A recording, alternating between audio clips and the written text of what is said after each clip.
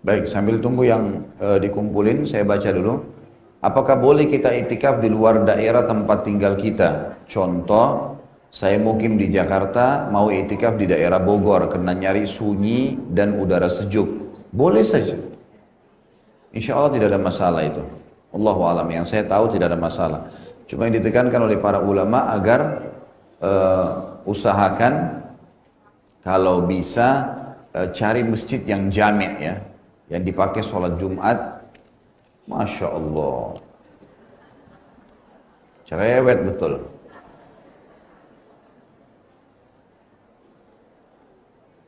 Jadi cari masjid yang jami', yang memang masjid itu dipakai sholat Jumat, jadi nggak perlu keluar-keluar dari masjid lagi. Apakah yang datang ke masjid di 10 hari akhir Ramadan di atas jam 12 malam sampai menjelang sahur termasuk itikaf? Ya, masuk saja. Tadi kan sudah saya jelaskan pendapat-pendapat para ulama. Cuma beda pahalanya dengan dasarnya orang yang menginap seharian, 2 hari terus, ya memang tinggal di masjid. Ya. Insya Allah masuk. Di lingkungan kami, masjid-masjid dan musola belum ada yang sunnah. Putra kami usia 9 tahun dan belum balik. Bagaimana sebaiknya melaksanakan sholat tarawih di rumah atau di musola saja? Sholat saja di masjid, ya, di musola nggak masalah. Tidak usah ikutin ritual-ritual yang bid'ahnya. Ya. Kita cuma ikut sholatnya. Kecuali kita temukan ada masjid yang bagus, yang jauh dari bid'ah, maka sangat baik. Ya. Tapi kalau tidak, ya sudah. Kita sholat, ikut sholatnya saja. Bagaimana hukum pahala apa yang didapat atau apa yang didapat? Hukum pahala yang didapat jika saya badal umrah pada bulan Ramadan. Mohon penjelasannya. Ini pendapat ulama ya, masih khilaf tentang masalah badal umrah. Yang ada adalah haji. Kalau haji itu memang ada. Tapi ulama umumnya mengatakan yang masuk haji berarti masuk juga umrah. Maka nggak ada masalah insya Allah. Kalau memang bapak ibu nggak mampu, gitu kan, nggak mampu memang nggak bisa, maka itu insya Allah tidak ada masalah. Masya Allah, banyak sekali. Ini balas dendam apa bertanya? Karena mau libur ya? Bagaimana berpuasa di negara tanpa matahari terbenam? Contoh kota Tromso yang terletak di wilayah utara Norwegia. Terima kasih Ustaz. Allahu alam, itu yang saya tahu, dia mengikuti negara terdekat. Negara terdekatnya. Negara terdekatnya yang kira-kira dekatnya mana, terbenamnya matahari kapan, maka itu diikutin sama dia.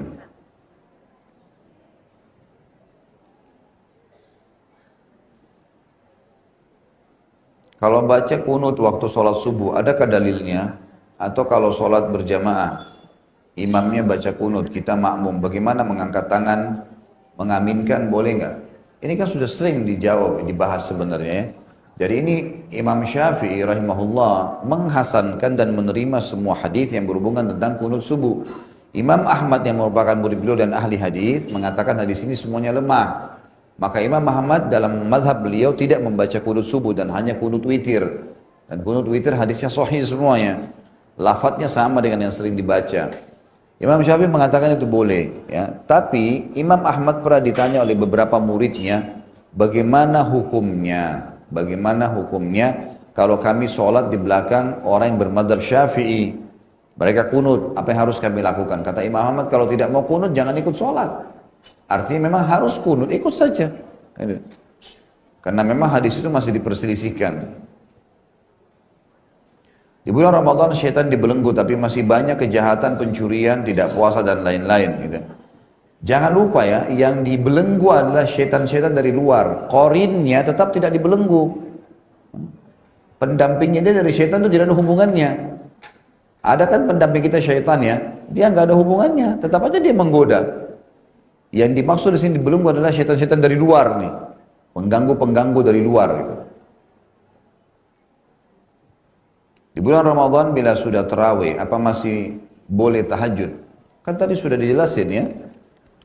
Sudah saya jelaskan masalah itu. Apakah sama pahalanya bila kurma atau air diberikan sesudah berbuka puasa atau saat tarawih misalnya? Sudah beda. Sudah beda. Berbuka puasa itu yang awal itu. yang biasa kita bilang takjil, usahakan cari itu. Momen pertama orang meneguk atau memakan itu. Apakah boleh setelah saya menunaikan sholat tarawih sudah rakaat di masjid, saya sholat tahajud lagi di rumah? Kan tadi sudah 2 jam saya ceramain. Hah? Tanya lagi.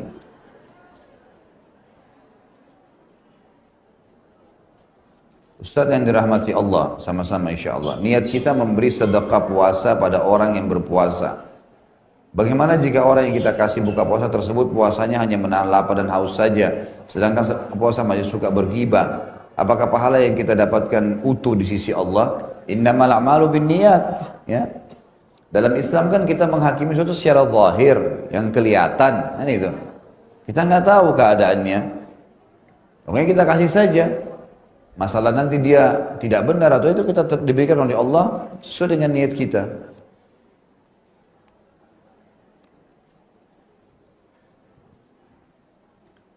Waktu Indonesia terlebih dahulu dibanding waktu Saudi. Mungkin tidak jika Saudi memulai puasa terlebih dahulu dibanding Indonesia. Bisa saja, seperti sering terjadi ya. Bisa saja terjadi. Tapi kita tetap ikut keadaan pemerintah kita. Jadi saya pernah tanyakan sendiri kepada Dr. Saleh Suhaimi, salah satu pengajar di Masjid Nabawi dan guru saya. Saya tanya beliau dan beliau mengatakan, Khalid buka puasa sesuai dengan keadaan negara ente sendiri. Ikut puasa di sana. Bagaimana? Kapan terlihat? Terlihat. Kalau enggak, ya enggak. Itu pendapat yang beliau sarankan, walaupun memang masih khilaf di antara ulama masalah ini.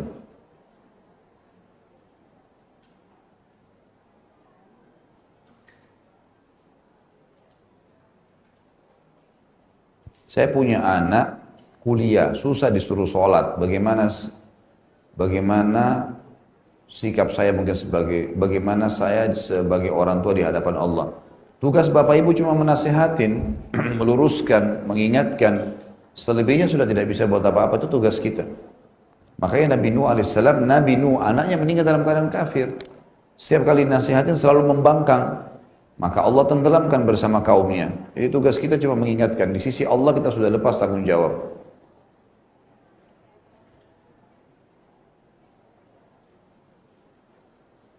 Coba fokus tentang masalah tema dulu ya.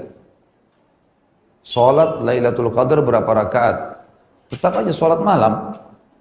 Sama tadi sudah kita jelaskan. Jadi salat malam yang umum dikerjakan. Salat tarawih di masjid sampai selesai mengikuti imam. Sementara mau salat malam tahajud. Bagaimana afdalnya Ustaz? Apakah tahajud dengan witir lagi? Witir enggak lagi. Kalau sudah witir, lain hukumnya witir. Kata Nabi SAW, la witraini fi laylah. Tidak ada 2 witir dalam satu malam. Kalau sudah witir pada saat sholat tarawih, kalau mau sholat malam lagi, nggak usah lagi ada witirnya. Kalau lupa untuk mandi junub, ternyata ingatnya sudah siang. Bagaimana dengan puasanya? Apakah harus dilanjutkan atau tidak? Loh, berarti nggak sholat subuh nih. Hah?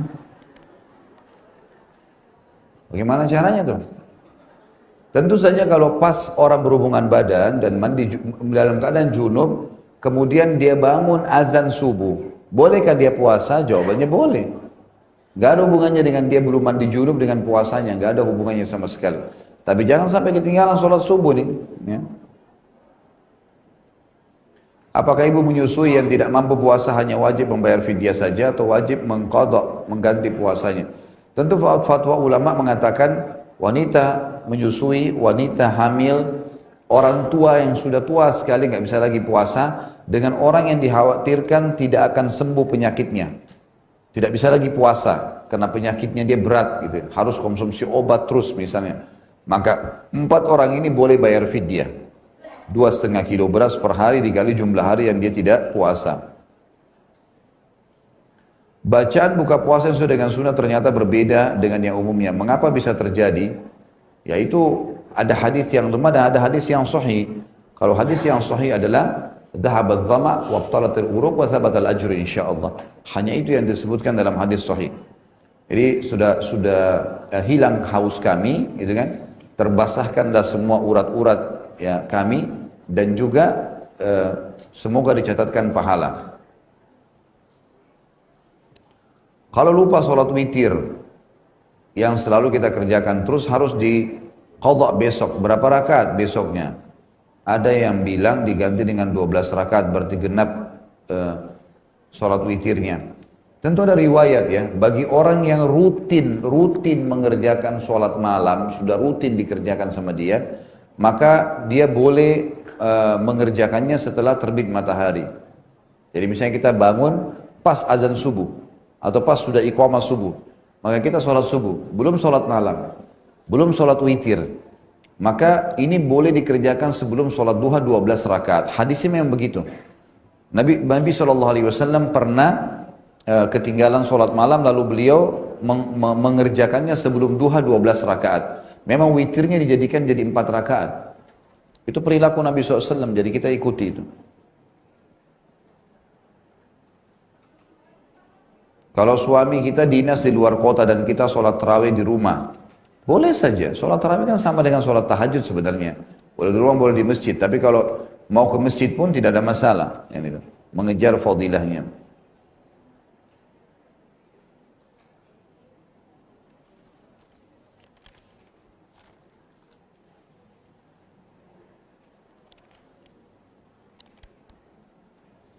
Ini hampir sama semua pertanyaannya.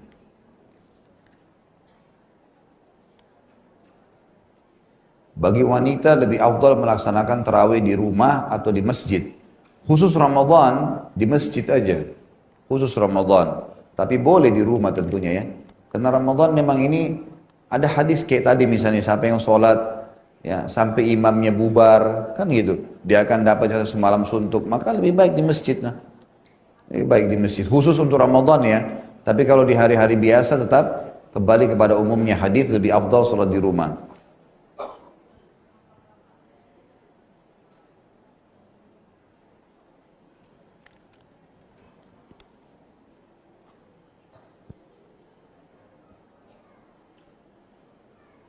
Amalan ibadah apa yang afdal untuk umroh di bulan Ramadan dan bagaimana umroh kita lakukan yang maksimal di bulan Ramadan agar tidak sia-sia dalam menjalankannya. Tidak ada amalan khusus, umroh biasa, umroh seperti umroh umumnya dengan 5 rukunnya, niatnya di miqat, kemudian ihramnya, kemudian tawafnya, kemudian sa'i dan tahallul. 5 rukun dijalankan sudah sah, insya Allah sudah sah. Yang penting anggaran dana yang dipakai juga anggaran halal ya, uang-uang yang halal. Jadi tidak ada ibadah khusus. Kalau umroh bagaimana ya umroh umumnya, tidak ada umroh khusus Ramadan itu. Maksudnya tidak ada tambahan daripada umroh-umroh umumnya, cuma dikerjakan di bulan Ramadan. Di awal, di tengah, di akhir sama saja.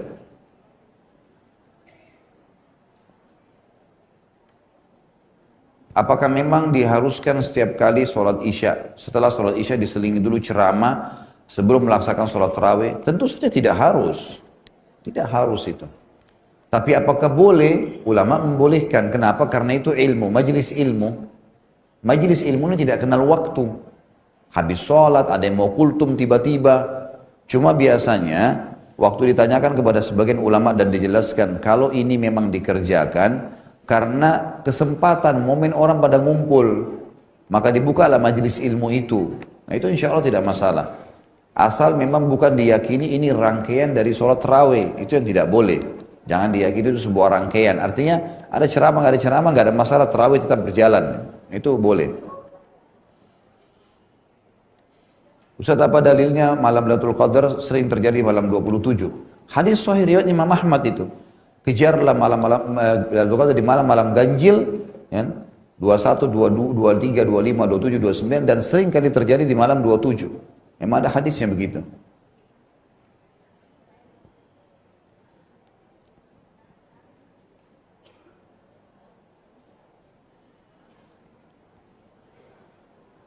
Apakah sudah sejak zaman Rasulullah SAW ada perbedaan bacaan dalam sholat seperti doa iftitah, ruku, sujud juga dalam doa i'tidal dan tahiyat? Sebenarnya bukan perbedaan ya, cuma memang ada beberapa jenis lafadz. Seperti doa iftitah itu ada banyak sekali, lebih dari 7 macam. Doa ruku, doa sujud, doa di antara 2 sujud, memang banyak ragam riwayatnya. Dan ini di buku doa yang saya sering pandukan agar Bapak Ibu milikin, yang warna hijau ya sekarang, cetak lagi dengan yayasan saya itu.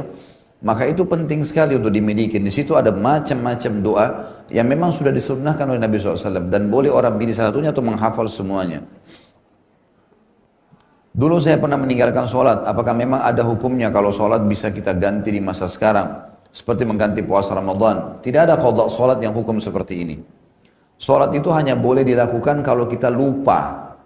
Hadis Nabi SAW, siapa yang lupa sholat dan dia harus mengerjakan kapan dia mengingatnya. Itu ada hadisnya. Misal kita tadi subuh buru-buru jalan, lupa sholat subuh karena kesibukan, kemudian tiba-tiba ingat di waktu duhur, oh tadi saya belum sholat subuh nih. Itu wajib dikerjakan karena dia lupa. Gitu kan?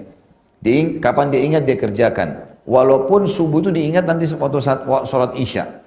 Kalau dia betul-betul lupa, tetap dikerjakan. Tapi tidak ada dalam Islam mengqadha sholat yang 50 tahun lalu tidak pernah sholat, sekarang taubat lalu mengerjakannya. Ini tidak ada. Karena bentrok dengan hadis Nabi SAW, hadis Sahih riwayat Bukhari.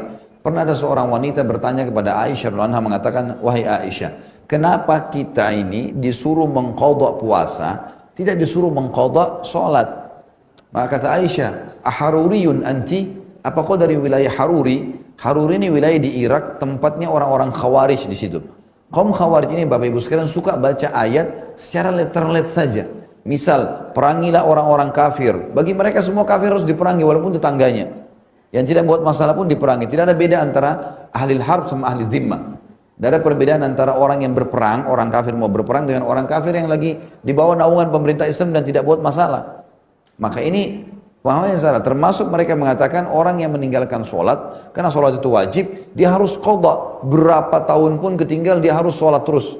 Jadi habis sholat duhur dia sholat. Dan ini sering sekali jemaah umrah dan jemaah haji ini ada Allahu alam pembimbing yang berfaham seperti ini. Maka habis sholat duhur disuruh sholat lagi, sholat semampunya. Sampai berapa ratus rakaat pun kalau mampu kerjakan. Ini tidak ada sunnahnya sama sekali.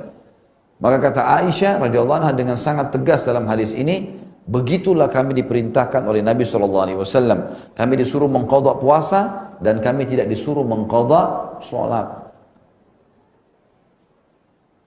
Kalau wanita yang sedang haid di 10 akhir Ramadan sementara ingin sekali mendapatkan malam Lailatul Qadar, amalan apa saja yang bisa kita kerjakan untuk mendapatkan Lailatul Qadar? Tentu saja semua yang dibolehkan di dalam Islam bagi wanita haid dan nifas kerjakan. Seperti misal, yang dilarang sholat, puasa, ya, menyentuh fisik Al-Quran, mushafnya, hanya itu kan? Baik wudu sebelum tidur, baca doa, berzikir, mengulangi hafalan, banyak bersedekah, semua bisa dikerjakan, semua bisa dikerjakan. Sampai Aisyah berkata, radhiyallahu anha, ya Rasulullah, apa saran anda, apa yang saya ucapkan kalau saya dapat Lailatul Qadar pas malam-malam ganjil, karena kita semua pasti akan lewati Lailatul Qadar ya. Nggak ada orang yang tidak melewatinya. Cuman siapa yang mendapatkan taufik untuk beramal pada saat itu. Kata Nabi SAW, ucapkanlah Allahumma innaka afuun tuhibbul afwa fa'fu anni. Ya Allah, kau maha pengampun, maha pemaaf, maka maafkanlah aku. Gitu kan? Kurang lebih seperti itu artinya. Maka para ulama hadis mengatakan, kenapa Nabi SAW ajarkan doa ini? Karena dalam ayat Al-Quran disebutkan yufraku kullu amrin hakim. Di malam Lailatul Qadar itu, malam di mana ditentukannya keputusan 1 tahun ke depan. Jadi kalau orang mengucapkan permintaan maaf ini di malam Lailatul Qadar, sama dengan dia minta maaf untuk 1 tahun ke depan. Kalau Allah kabulkan, berarti dimaafkan semua kesalahan dia yang akan dia lakukan gitu ya.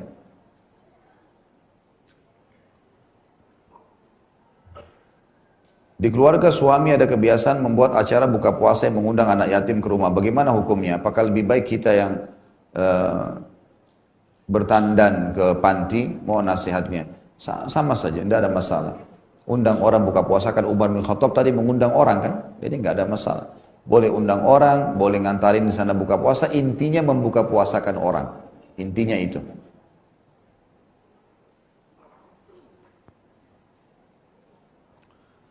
Ustaz tadi mengatakan perbanyaklah umroh, karena di antara umroh yang satu dengan umroh berikutnya menghapus dosa. Tapi ada broadcast yang beredar menyebutkan umroh terus-menerus membuat diri jadi sombong.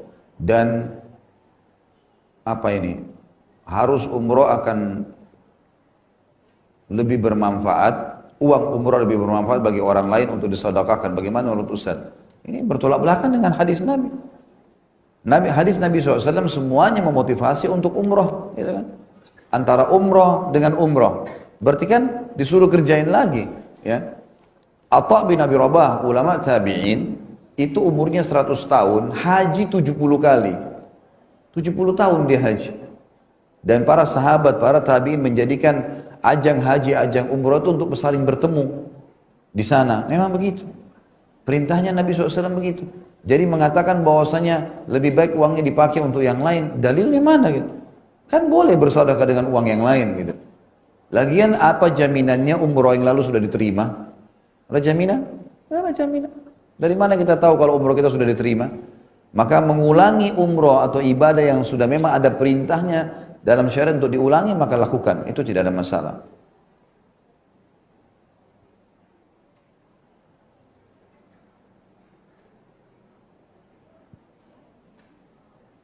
Kami sudah berumah tangga sekitar 20 tahun dan belum dikaruniai anak. Saat ini dokter menyuruh untuk mengangkat rahim saya dan indung telur karena ada tumor jinak dan infeksi. Bagaimana sebaiknya Ustaz?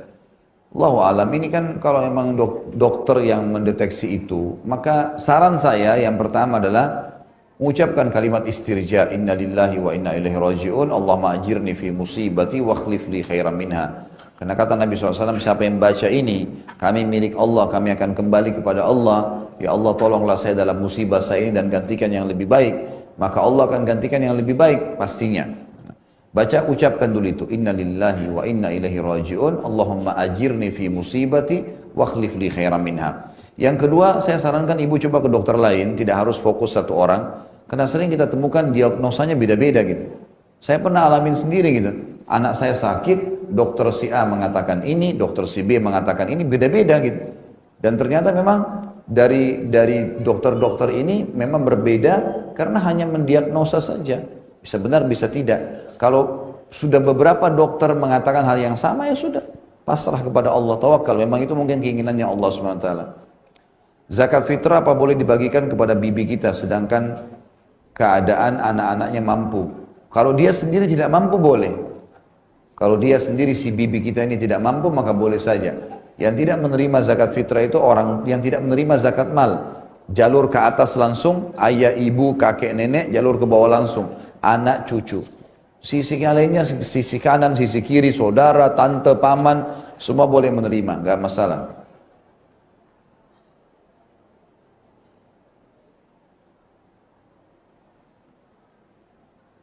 Ini tulisannya tulisan indah, jadi susah dibaca ini. Bila sholat tarawih yang 23 rakaat tumak ninanya tidak ada, cepat-cepat, bagaimana hukumnya? Alangkah baiknya 11 rakaat saja. Tentu saja cari masjid yang bagus ya. Dari sekian 10.000 masjid dan musola di Jakarta tidak bisa cari yang bagus, cari yang bagus. Yang tumak nina, yang tenang, memang khususkan, programkan ke situ. Saran saya itu. Bagaimana sholat tarawih pelaksanaannya? Apa 4-4-3, 2-2-2-2-3 melaksanakannya? Tentu saja ini sholat malam Nabi SAW semuanya ada riwayatnya. Semua ada riwayatnya itu. Jadi ada riwayat yang menjelaskan Nabi 2 rakaat salam, 2 rakaat salam, 2 rakaat salam, 2 rakaat salam, sholat malamnya selesai, kemudian witir 2-1. Pernah Nabi SAW kerjakan 2 rakaat masing-masing sholat malam, witirnya 3 sekaligus tapi tanpa tahiyat pertama. Sebagaimana sabda beliau, jangan jadikan witir kalian seperti sholat maghrib, tapi tanpa tahiyat pertama jadinya.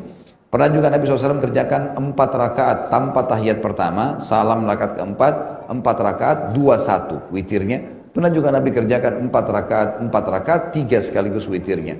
Pernah Nabi SAW kerjakan 8 rakaat sekaligus sholat malamnya, tanpa tahiyat pertama pun, itu di rakaat terakhir nanti akan 8, witirnya 2-1, dan pernah juga witirnya 3. Pernah Nabi SAW menggabungkan 11 rakaat sekaligus. Untuk lebih jelas, Bapak Ibu saya sarankan beli buku Sholat Tahajud. Ya, judulnya begitu, bukunya kecil, 10.000 rupiah. Antara 7.000 sampai 10.000 itu terbitan Pustaka Ibnu Umar. Menurut saya itu sudah sangat bagus gitu. Ini terulang-ulang pertanyaannya. Apakah malam Lailatul Qadar itu hanya turun di masjid? Ini bukan turun ya. Malam terjadi malam. Itu terjadi di mana saja, pokoknya di seluruh muka bumi ini dia terjadi. Imam Nawawi rahimahullah pernah mengatakan, saya pernah tertidur di malam ganjil dan atap rumah saya itu ada celah cahaya, ada celah yang terbuka. Lalu saya terbangun karena adanya cahaya yang menimpa wajah saya. Pada saat saya terbangun, saya lalu keluar, saya melihat langit sangat cerah. Maka saya pun menyadari kalau itu Lailatul Qadar. Tapi beliau tidak sebutkan malam apa itu ya. Ini salah satu statement yang disampaikan Imam Nawawi secara pribadi. Artinya, semua orang bisa dapatkan walaupun di rumahnya, walaupun di masjid, walaupun di jalanan. Karena malam ini akan kita laluin, tidak mungkin tidak. Makanya kita disuruh kejar, cari di malam-malam ganjil itu. Jangan sampai atau di 10 akhir Ramadan. Allahu a'lam. Baik, sudah jam 11 lewat, kita tutup sampai sini insyaAllah. Semoga bahasan kita pada hari ini bermanfaat dan juga semoga Allah subhanahu wa ta'ala menjadikan ini sebagai tambahan amal kita pada hari kiamat. Semoga semua yang sakit disembuhkan penyakitnya, yang terlilit utang dilunasi utangnya, yang belum dapat hidayah dimudahkan dapat hidayah, yang sudah dapat hidayah dimudahkan untuk mengamalkan, dan seluruh muslimin dan muslimat yang sedang berbuat atau sudah pernah berbuat dosa yang hadir di sini, dan kedua orang tua kita agar dimaafkan dengan kemahamurahannya Allah Sang Pemurah, menjadi pahala dan diganti menjadi pahala, serta seluruh muslimin dan muslimat di luar sana yang hidup dan juga yang sudah meninggal juga dimaafkan oleh Sang Pemurah. Juga semoga Allah menyatukan kita semua di surga Firdausnya tanpa hisab, dan terus saja kita berdoa untuk saudara kita di Palestina, di Syria, di Yaman, di Irak, di Myanmar, di Ahsa, dimanapun yang sedang tertindas. Semoga Allah ikhlaskan niat mereka, terima para syuhada mereka, muliakan Islam di tangan mereka dan tangan kita semua, dan semoga Allah partisipasikan kita bersama mereka di pahala baik dengan doa dan harta juga dengan jiwa kita. Sebelum kafaratul majlis, saya mengajak Bapak Ibu sekalian, buku yang ada di tangan Bapak Ibu tentang kiat-kiat bulan Ramadan, kalau ada sebagian yang sudah mendapatkan, itu kami cetak ulang. Dan itu bagi yang berminat untuk mendapatkan amal jariah, kesempatan untuk membayar infaknya, kemudian disebarkan, bisa sebarkan sendiri, bisa kami sebarkan juga di setiap pengajian. Ini sebelum tiba Ramadan. Jadi itu sangat besar sekali manfaatnya, orang bisa membacanya. Dan bagi yang berminat untuk ikut nanti program kurma, dus kurma, bisa mengambil nomor HP saya dari teman-teman panitia di sini. Kemudian nanti akan menghubungi saya. Nanti insya Allah bukti transfer bisa dikasih ke saya, atau kurmanya mau diambil langsung ke tempat saya di Condet Raya nomor 50 tentunya. Itu di sebelah SPBU, tinggal diambil, ada ruko, ada neon box Ajwad. Saya kebetulan situ buka toko dan juga restoran Timur Tengah, bisa diambil di sana dan bisa dibagikan sendiri, atau mau saya sebarin juga nggak masalah. Insya Allah kita sudah siapkan sekitar 1000 dus kurma yang akan disebarkan. Begitu pula dengan buku yang dipegang oleh Bapak Ibu itu, sekitar 4.000-an kemarin dan 2.000 sekian, kurang lebih 3.000 sudah terbagi, sisa 1.000 lagi buku itu. Mungkin begitu, subhanakallahumma bihamdika, asyhadu an la ilaha illallah, astaghfirullah wa atubu ilaih. Wassalamualaikum warahmatullahi